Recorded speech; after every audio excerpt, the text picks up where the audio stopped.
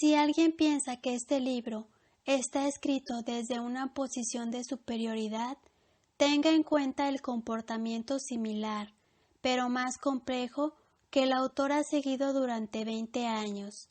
Él programó un reloj despertador antes de dormir todas las noches.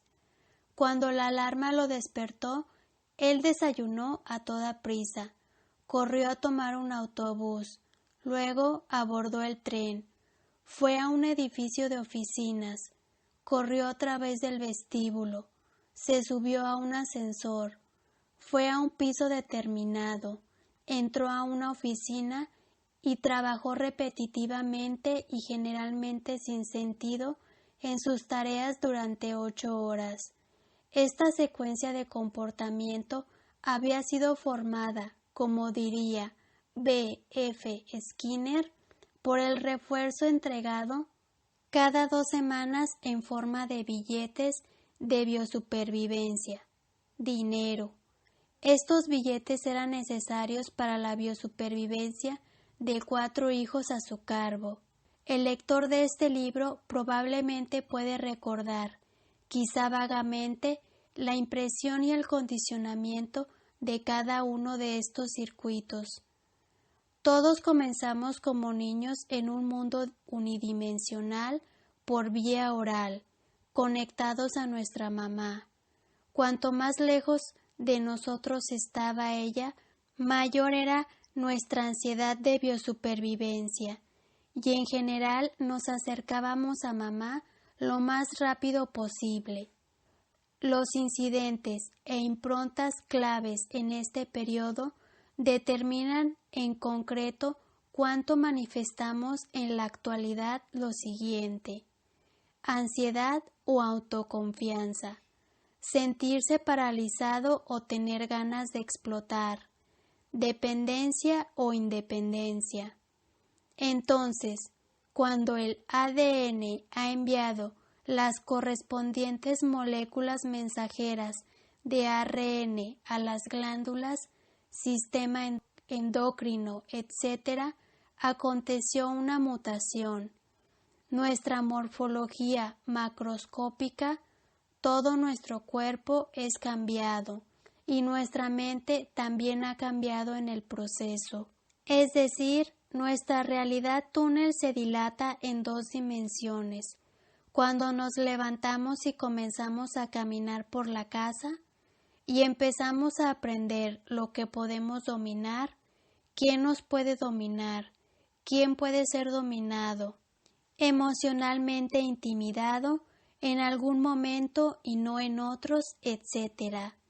Desarrollamos a partir de la conciencia amorfa de biosupervivencia el ego obstinado e individual. Quedamos condicionados a un estilo o política emocional territorial en particular. En esta etapa imprimimos y fuimos condicionados para dominio o sumisión, confiar en nosotros mismos o dudar de nosotros mismos, ego fuerte o ego débil, alto estatus en el grupo o bajo estatus en el grupo, dar órdenes o recibir órdenes, erren moral o esclavad moral.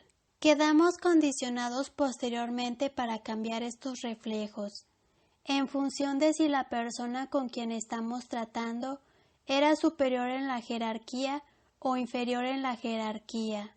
Las personas de clase media, por ejemplo, o los conservadores de Reagan, George Bush, etc., siempre veneran a los más altos en la jerarquía, e igualmente siempre tendrán alguna razón para perseguir y molestar a los pobres, que son más bajos en la jerarquía.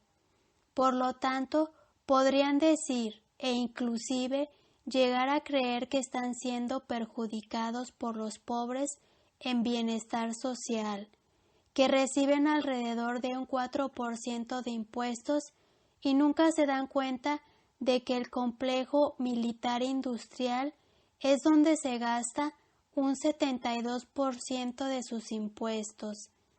Esta es la sociobiología normal de los mamíferos. Después de que la realidad túnel del segundo circuito está conectada al organismo, muta de nuevo a la fase verbal y el tercer circuito de la actividad mental es impreso, es decir, en la parte superior de la conciencia protoplasmática y del ego de los mamíferos.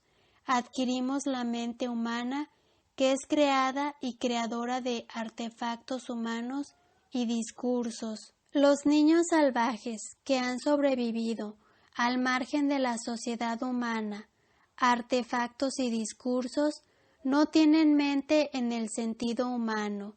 Es por eso que se llaman salvajes. En la fase semántica de la vulnerabilidad de impresión, nosotros adquirimos fluidez o rigidez, destreza o torpeza, buena mente o mala mente. Recordemos que una buena mente es una buena boca. La mente humana es un circuito verbalizado. En la pubertad se inicia otra mutación del cuerpo-mente.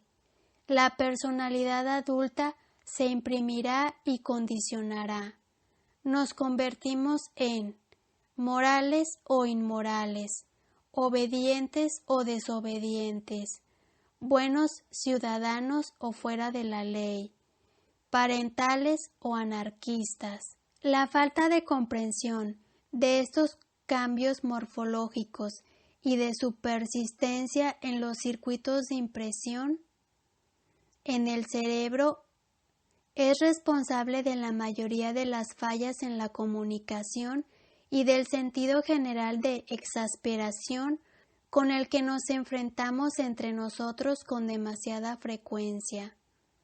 Las improntas de todo el mundo son un poco diferentes y nadie es totalmente promedio. Todos nos sentimos a veces como el legendario cuáquero que le dijo a su esposa: todo el mundo está loco, pero tú y yo no lo estamos, aunque a veces dudo por ti. Los reichianos, los discípulos del Dr. Spock y la escuela de Summerhill, etc., nos han llamado la atención con cierta impaciencia por la brutalidad y la estupidez de muchos de nuestros métodos tradicionales de crianza. Estos métodos son brutales y estúpidos, solo si, como los anteriores herejes mencionados, uno se refiere a la meta de la educación de los hijos como la producción de un ser humano sano, equilibrado y creativo, que no ha sido creado. Esto nunca ha sido la meta de ninguna sociedad en el mundo real. Los métodos de crianza tradicional son bastante lógicos, pragmáticos y buscan el cumplimiento de la finalidad real de la sociedad, que no es crear una persona ideal, sino crear, envasar, un semirrobot que imita a la sociedad lo más cerca posible, tanto en sus aspectos racionales e irracionales, que además recopile la sabiduría del pasado y también la suma total de todas las crueldades y torpezas del pasado.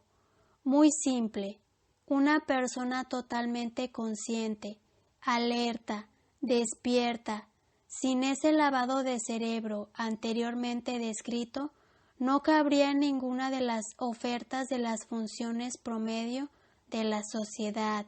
Los productos robotizados y dañados de la tradicional crianza de los niños sí se ajustan a dichas exigencias.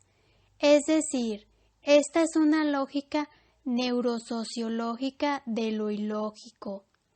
Son las escuelas tradicionales, en gran medida, como mini prisiones, sofocan la imaginación, entorpecen al niño física y mentalmente y ejecutan diversas formas de terrorismo manifiestas o encubiertas. Por supuesto, la respuesta es un inequívoco sí, pero las escuelas son necesarias para capacitar a las personas para el oficio o profesión, que son también muy parecidos a mini prisiones, sofocan la imaginación, entorpecen a la persona física y mentalmente, además de que juegan con el miedo, amenaza de la pérdida de los billetes de biosupervivencia en forma de cheque de pago u otras. El movimiento permisivo en la crianza apareció solo y ha tenido éxito solo en forma limitada, porque la sociedad siempre ha necesitado y todavía piensa que necesita a robots humanos. La crianza utópica de los hijos avanzará aún más, necesariamente solo si la sociedad evoluciona lejos del autoritarismo, es decir, cómo los cambios acelerados que ocurren ahora nos impulsan hacia el periodo de la evolución social más rápido en toda la historia humana. Entonces será necesario contar con ciudadanos que no sean robots, que sean creativos, que no sean dóciles, que sean innovadores, que no sean fanáticos de mente estrecha, que sean exploradores en todo el sentido de la palabra. El método tradicional de crianza comenzó a fallar cuando la sociedad comenzó a entrar en el actual periodo de cambio acelerado y en la omnitransformación de todos los valores tradicionales. Las fallas en la comunicación general se derivan de enviar un mensaje a la dirección equivocada. Es decir, tu esposo tiene un problema del ego y tú le envías un mensaje a su mente. Adaptando un diagrama del análisis transaccional, lo que ha sucedido es lo siguiente.